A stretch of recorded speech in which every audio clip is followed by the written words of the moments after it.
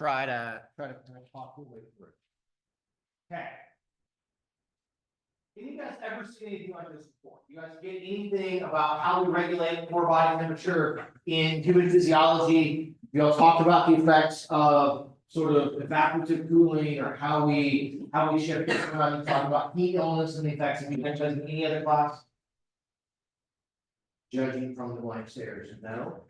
Okay, so we'll start with a couple of kind of relatively straightforward premises, whatever it is, okay? When you exercise, which are looking a little drowsy, we can squat really quickly.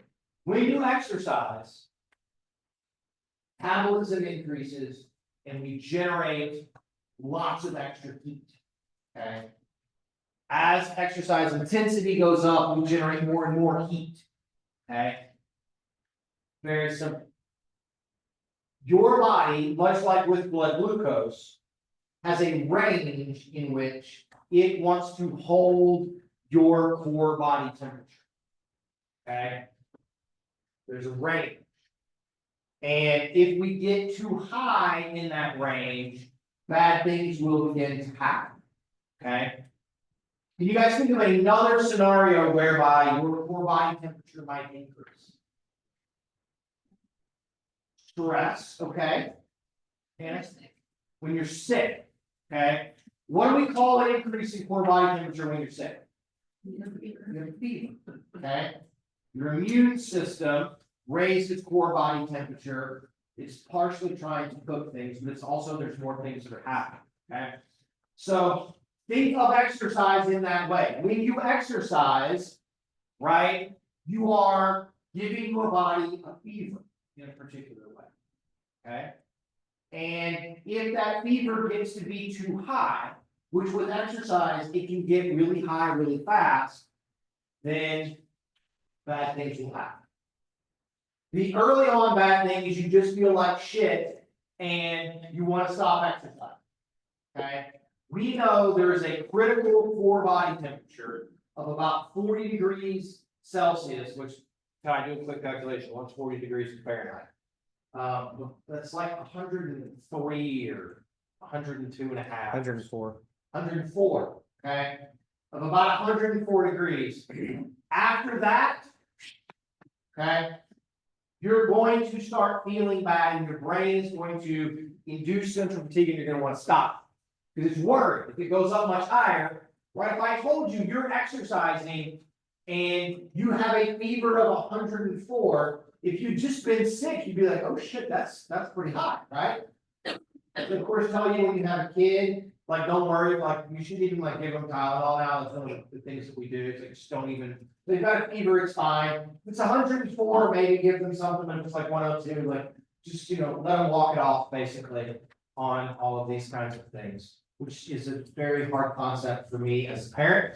I'm an all the drugs all the time kind of guy, but it's not uncommon when you exercise, okay, to have a core body temperature of 102, 103, 104, 105 degrees, right, Fahrenheit. Okay.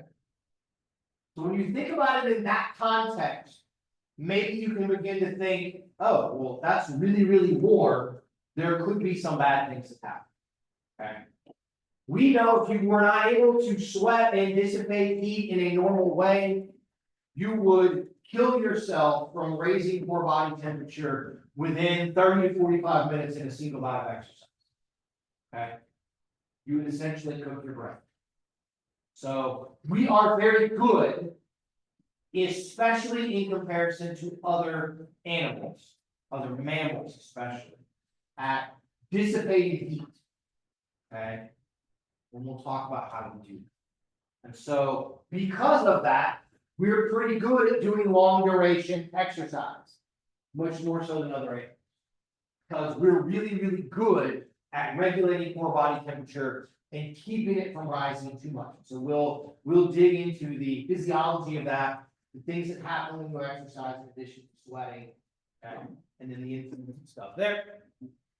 And then we'll probably do next Monday, we'll finish up and we'll talk about something called heat acclimatization. if you live in Texas or you live in Oklahoma, by the end of the summer, you will be acclimatized to the heat, right? The body gets adaptations when it is exposed to conditions where you're being even marginally active and you're raising your core body temperature kind of for a while over a couple of weeks, which you just live here, right? It'll be 100 for a month straight, right? Was it last year in Dallas or something where we had friends that lived in like 2 straight months, it was 100 every day. It's ridiculous, right? But we'll talk about the adaptation with heat acclimatization and how that actually helps with exercise performance. Okay. Just like, as I said, just like with blood glucose, your body attempts when you get cold to raise core body temperature. When you get hot, it attempts to lower or prevent further rise. It wants to keep your core body temperature in this relatively narrow band of about 97 to 100 degrees Fahrenheit.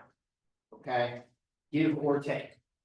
So as you start making heat from metabolism during exercise, you're going to activate these systems to physiologically try to get that heat out so that your core body temperature stays in that nice kind of tight range.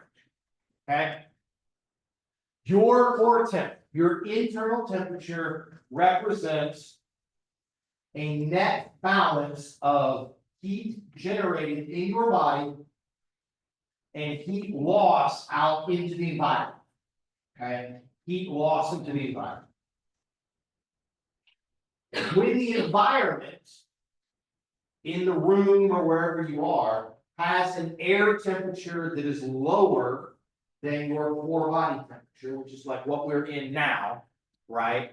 The room is, I don't know, 72, 75 degrees, whatever it is in here. Our core temps are higher, so we're always trying to give heat off out of our body into the air. Now, the problem really comes, right, when it's 100 and the air temp is higher than your core body temp. Now you're wanting to not give up the heat, but actually try to gain heat from the environment. And then that's a problem. Okay? But that's what's happening. So when you exercise and you raise core temp and you go outside and it's cool, it's much, much easier to to kind of give that heat up. Okay. You want to run endurance races, you want to do things where you're going to make a lot of internal heat from lots of metabolism in environments where there's this nice large gradient to be able to get that heat out. Okay. My dad would always, when he was trying to qualify for Boston to run the Boston Marathon, we would always go in June to Duluth, Minnesota. If anybody's ever been to Duluth, Minnesota, or knows anything about Minnesota, but Duluth is, it's not quite in Canada, but it's almost. And it's right on the shores of Lake Superior. And it's flat. And they would have a marathon that was called Grandma's Marathon. And you go and you run along a trail right by Lake Superior. And so in June, it's like 40 degrees. So it's really cool. Okay. This kind of ideal environment. And then the race, you run straight out and you turn around and you run straight out. There's no turns. It's really, really fast. It's really, really well set up for all this. My dad would go there to run. And I just remember this from being little because they had all these iron ore ships on Lake Superior and the water was basically orange from all. What I remember. And it was cold, like it's June, why is it cold? So anyway, but that's kind of how we set up these environments. Okay, that's how we set things up like this. Okay. Think of your core temperature. Here we have the scales of justice, if you will, in the midst of all of this. Okay, but we have metabolic heat production, which all of you are doing right now. We're always doing this. Anytime we run metabolism, we are making heat. Okay, so you have that plus any heat we are gaining from our environment, which in the classroom right now is basically none. Okay. So your core temp is then sort of right now on this side, it's all metabolic heat production. We then have on the other side of our scale, our ability to give that heat up to the environment. So we can do that through 4 processes: radiation, conduction, convection, and evaporation. We'll talk about each one of those, okay? So your core temp right now, as you sit there, okay, is the net effect of metabolic heat production and your ability to have heat loss from those four things, okay? If you were cold in the classroom, then you put a sweatshirt on or a coat on or something, and your metabolic heat production doesn't change, but that coat or sweatshirt prevents additional heat loss. So we shift our net balance this direction, raising core temp. Okay.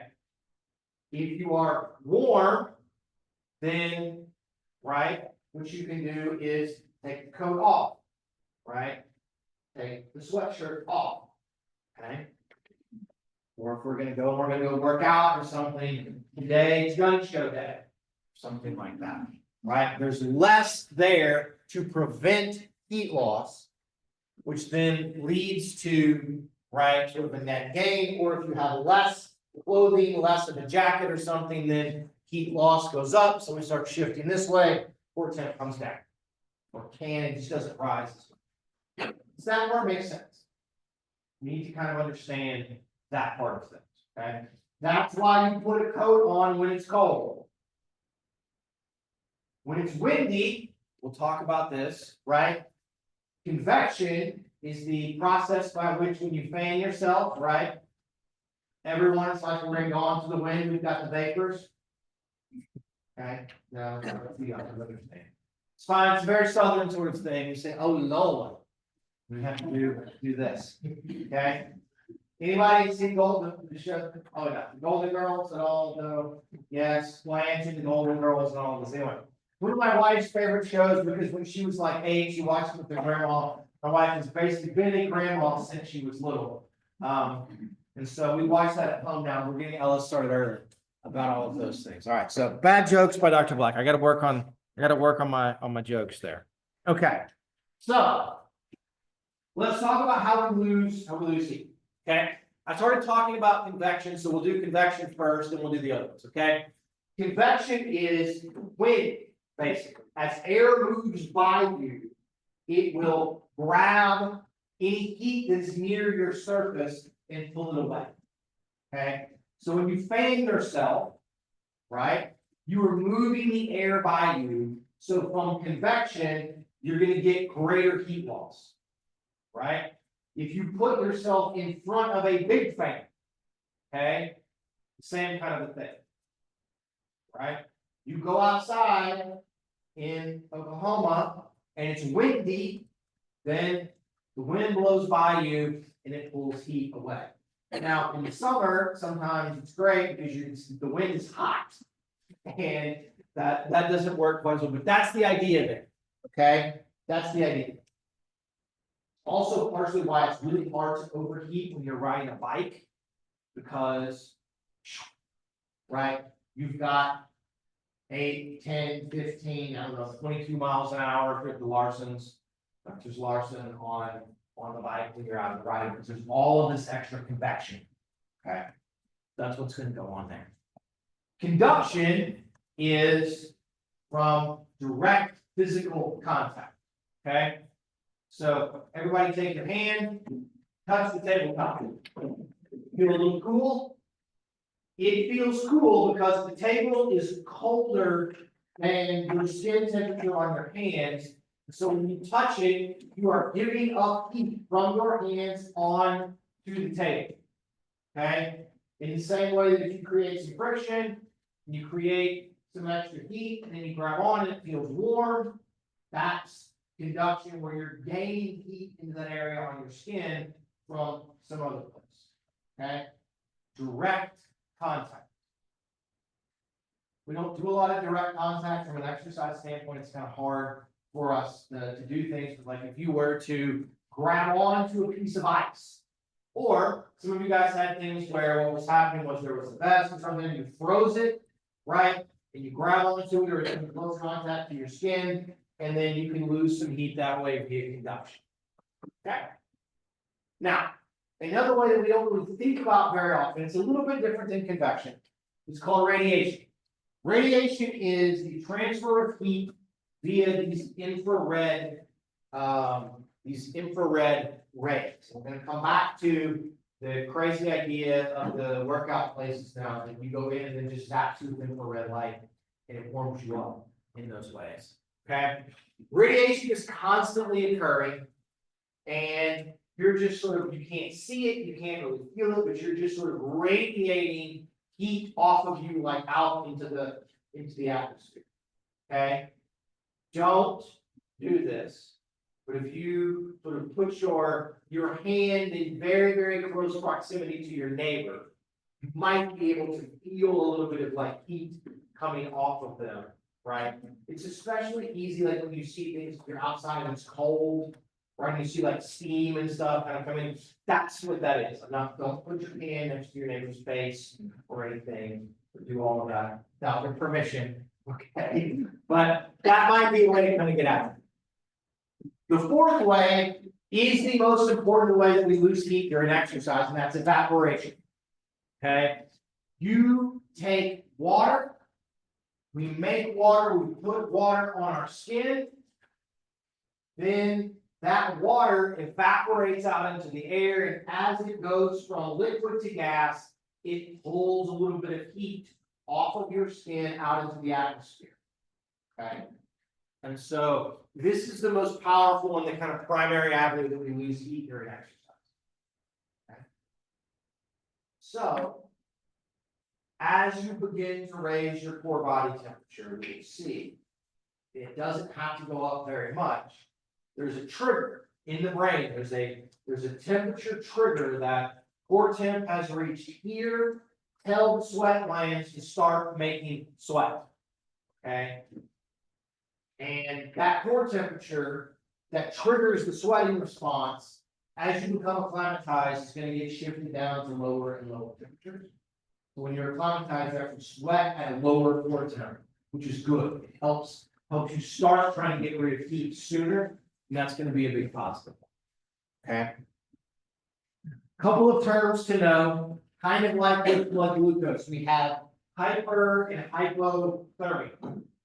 Hyperthermia means you're getting warm, okay? And elevation in core body temperature is hyper. Hypo is it's fall, you're getting cold, okay? You're getting cold. During exercise, we're very worried about hyperthermia, okay? Hypothermia can be just as dangerous, but it's not really anything we worry about with exercise. We worry about that if we were outside, exposed in a time that's very, very cold or something. Okay, so another thing to keep in mind that you guys probably have never really conceptualized is as you make heat in your muscles, okay, as you make heat in your digestive tract, via conduction, that heat is going to migrate from inside out to your skin. So I start doing curls, boom, boom, boom, boom. I make heat in my bicep, and it conducts from one fiber to the next, and it works its way to the outside, to the skin, okay, to the skin. And then it's going to try to radiate some of that heat out into the environment, or lose some of it via evaporation or via convection. That's going to be how this movement goes. Okay. During exercise, evaporation accounts for about 80% of your heat loss. 80%. And it's only about 20% at rest right now. All of you guys are sweating a little bit all the time. Right? You never really, for the most part, never even really notice it.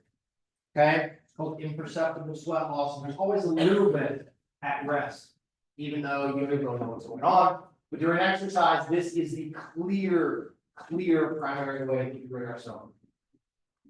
So when you do things, you wear certain clothing, you exercise when it's very, very humid outside, there's lots of water vapor in the air, and we do things that are going to limit our ability to evaporate water, then our core temp is going to rise much, much faster. And that can become a real problem. Okay, that can become a real problem. Okay.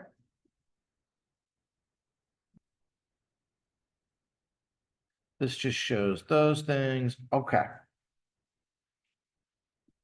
If evaporation is the primary way that we lose heat during exercise, we need to understand a little bit of meteorology or something like that. Okay. We need to understand that there is water in the air right now as we speak. Okay. There's water in the air. I should have brought the humidity measure. My guess is in here inside it's probably somewhere in the in the mid 40s to the mid 50s.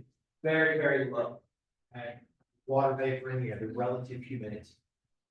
As water vapor in the air increases, as things become more humid, okay, the gradient between water vapor in the air and water on your skin shrinks, which then limits the ability of the water on your skin to evaporate. And now we're starting to cut into that 80% of our heat loss. If we can't evaporate, then we're going to have real problems.